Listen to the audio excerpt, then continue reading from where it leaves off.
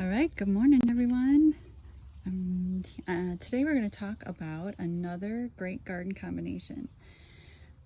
I like having a color theme for the gardens that I design. So I'm going to use the example of my favorite color, which is purple.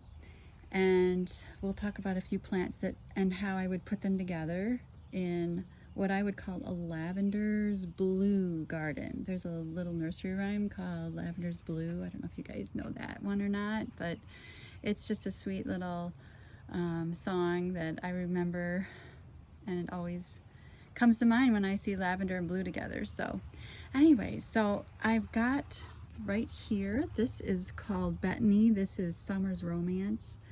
The hummingbirds love this plant.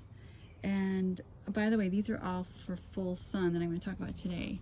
It gets a nice little compact mound in the garden, really well behaved. It has square stems, so it's in the mint family, but it's not invasive. It stays compact. So for summer blooms in a purple garden, I mean, when you kind of narrow down your colors that you want to work with, then your eye just kind of looks for those colors when you go shopping for plants, right? So this is July, so we have the Bethany in bloom. We have which is kind of like a spike type of a flower. Down here is hardy geranium. Now this could also go in a part sun location, but that blue, that lavender blue, is so pretty. And dark foliage. This one is Boom Chocolata, so it's just got a fun name too. And in this is why it's called Cranesville, is because the seed heads, like these, are supposed to look like a crane's head. Isn't that fun? All right, so anyway, so flowers for the summer would be hardy geranium, the Bethany, and then, because this is more like of a daisy flower, another type of a flower that I like is the alliums. And today's July 4th, so this reminds me of like little firecrackers.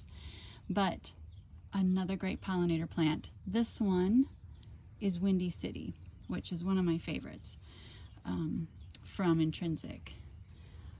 So those are the purples, and then I like going for blue foliage, so that would be summer flowers. You could also add in like the salvias for early summer, the catmins for a real soft lavender blue color that'll bloom most of the summer. Here's like the blue foliage of another allium called New Moon. But look at this, guys, look at the Baptisia foliage. So this is false indigo and has such pretty blue-green foliage that I just love matching with purple flowers. So this is one that blooms purple. This is a native plant. It also comes in whites and pinks and yellows and all lots of fun other colors. But and then, so that's, oh, and the other cool thing about this, black seed pods in the fall. So there's and winter, and so there's like an all-season interest with this plant. And then adding in a grass for a different leaf texture. This one is a new one called Sandhill, little blue stem sandhill. So this will grow 4 feet tall.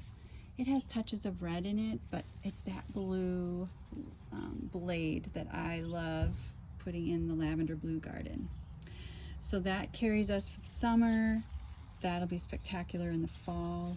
And then I would think about how can I extend it to winter or into spring. So planting purple tulips, planting other flowering plants, maybe another creeping phlox or something else that flowers purple in May or even April.